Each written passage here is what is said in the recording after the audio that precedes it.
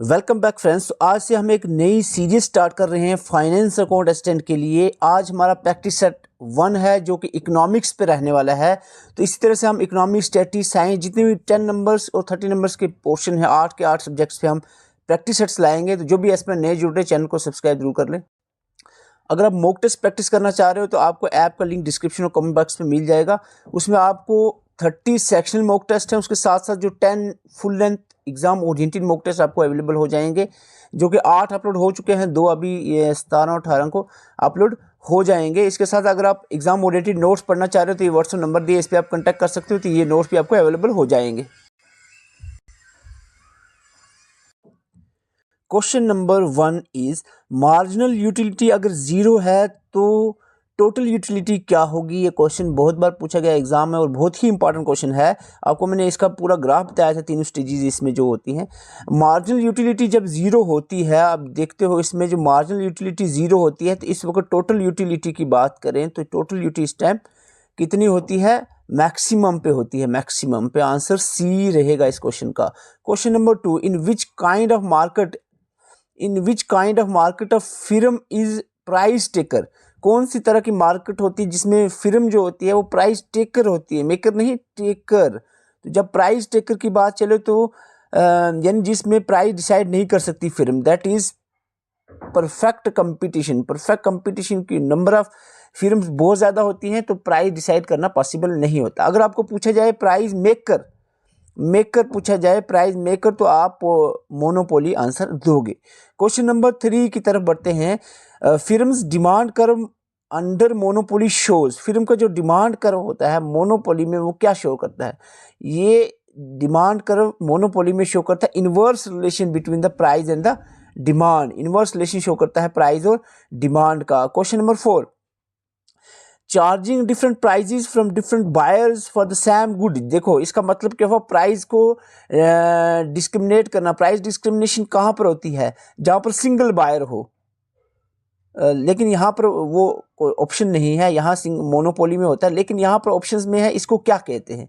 Price, different price same good को पे देना, तो इट इज़ प्राइस डिस्क्रिमिनेशन, और ये मोनोपोली में देखने को मिलती है। Question number 5, what is the shape of the average revenue curve in the perfect competition. Perfect competition में अगर आप शेप देखते हो एवरेज रेवेन्यू कर्व की, तो ये कैसी रहेगी? आपको आंसर करना है। That is horizontal straight line की तरह ये दिखेगी, horizontal straight line. Question number 6, dash refers to the want satisfying power of an commodity. किसी भी चीज़ की जो सेटिस्फाइंग पावर होती है उसको क्या कहते हैं? इकोनॉमिक्स की सेंस में इसको यूटिलिटी कहा जाता है, यूटिलिटी। क्वेश्चन नंबर 7 आपके सामने है, an inferior good is a commodity whose dash with the increase in income. जो इंफीरियर गुड होता है उसकी डिमांड या सप्लाई पे क्या फ़र्क पड़ता है? इनकम के इंक्रीज होने से। देखो इंफीरियर, घटिया जो चीज़ें होती हैं, जब इनकम बढ़ेगी तो वो डेफिनेटली उसकी डिमांड कम हो जाएगी, बंदा अच्छी चीज़ें लेगा तो डिमांड फॉल होगी। आंसर ए रहेगा इसका। Question number 8, the Reserve Bank of India was established on, कौन सी डेट पे एस्टैब्लिश्ड हुआ था? Reserve Bank of India Hilton Young commission के द्वारा या कमीशन के रिकमेंडेशन पे 1935 में, 1 अप्रैल 1935 में इस्टेब्लिश किया गया था, और 1949 में reserve Bank of India nationalised हुआ था। ये भी आपने याद रखना है। Question number 9, which of the following is true about the functions perform by RBI. RBI के फंक्शंस के रिलेटेड आपने बताना है। तो यहाँ पर ऑप्शंस देख सकते हो। It is a bank of issue, it is a bank of issue, it acts as a banker to the government, it is banker of other banks, it regulates the flow of credit। तो इसका right answer रहेगा सी, all of the above. ये सभी के सभी functions हैं RBI के। Question number 10 की तरफ बढ़ते हैं। Question number 10, who was finance minister of India when the economic reform took place. 1991 में न्यू इकोनॉमिक पॉलिसी जो आई थी 1991 में, तब फाइनेंस मिनिस्टर कौन था? फाइनेंस मिनिस्टर था इंडिया का तब doctor Manmohan Singh ji.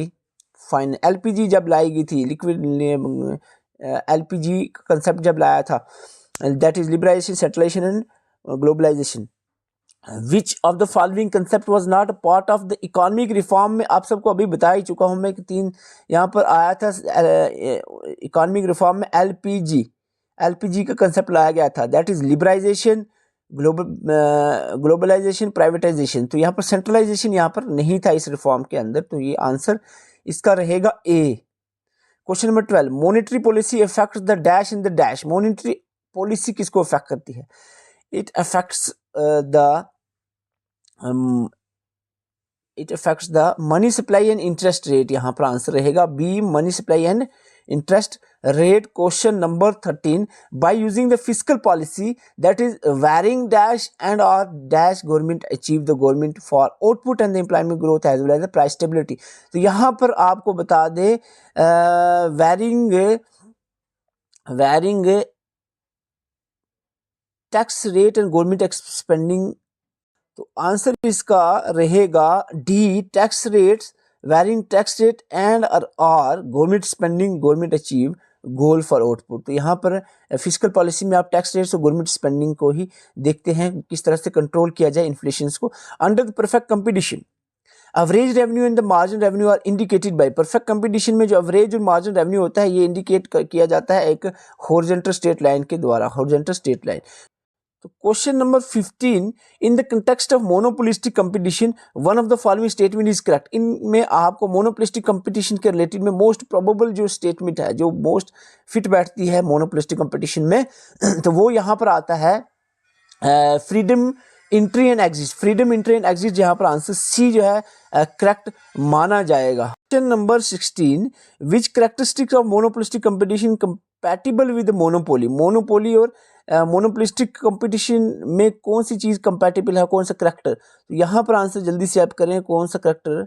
That is answer C, demand कर जो स्लोप करता है वो डाउनवर्ड की तरफ स्लोप करता है। क्वेश्चन नंबर यहाँ पर 17, which market include trust and cartels. कौन सी मार्केट में इंक्लूड होता है ट्रस्ट एंड? ये जो बड़ी फर्म्स होती हैं जो कि ओलिगोपोली कैटेगरी में आती हैं। Question number 18, who give the cardinal concept of utility. Cardinal concept जो यूटिलिटी का है ये दिया गया था मार्शल के द्वारा, मार्शल ने दिया था cardinal concept. Which of the following is true. बहुत इंपॉर्टेंट पहला क्वेश्चन भी इसी कंसेप्ट पे लाया था हमने। तो यहाँ पर बताना है कि जब total utility increase till marginal utility positive, ठीक है, जब तक मार्जिनल यूटिलिटी पॉजिटिव है टोटल इंक्रीज होता रहेगा। यानी ये आप देखते हो मार्जिनल यूटिलिटी पॉजिटिव है, जब नेगेटिव होने जाता है तो टोटल यूटिलिटी डिक्रीज होना शुरू हो जाता है। Total utility maximum, marginal utility zero, ठीक है। टोटल जब मैक्सिमम होती है तो मार्जिन उस वक्त जीरो होती है। ग्राफ आपको मैंने लेक्चर में पढ़ाया, 3 लेक्चर ही हमने अपलोड किए हैं, प्लेलिस्ट में जाकर देख सकते हो। टोटल यूटिलिटी डिक्लाइन होता है जब तब क्या होता है कि मार्जिनल यूटिलिटी नेगेटिव होता है। बिल्कुल ये देख रहे हो लास्ट स्टेज में टोटल यूटिलिटी जब डिक्लाइन हो रहा है, डिक्रीज हो रहा है, तो मार्जिनल जीरो से भी नीचे जा रहा है, नेगेटिव में जा रहा है। तो इसका मतलब आंसर इसका रहेगा, ये बड़ा इंपॉर्टेंट क्वेश्चन है, आंसर इसका डी रहेगा। सभी स्टेटमेंट यहाँ पर करेक्ट हैं।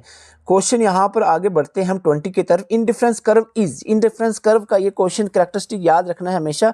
ये कन्वेक्स टू इस, ये जो कर्व होता है कन्वेक्स टू इट्स ओरिजिन होता है, कन्वेक्स टू इट्स ओरिजिन होता है इस तरह से। इनडिफरेंस कर्व आप जब देखते हो तो इस तरह से होता है, convex to its origin. Answer A रहेगा इस क्वेश्चन।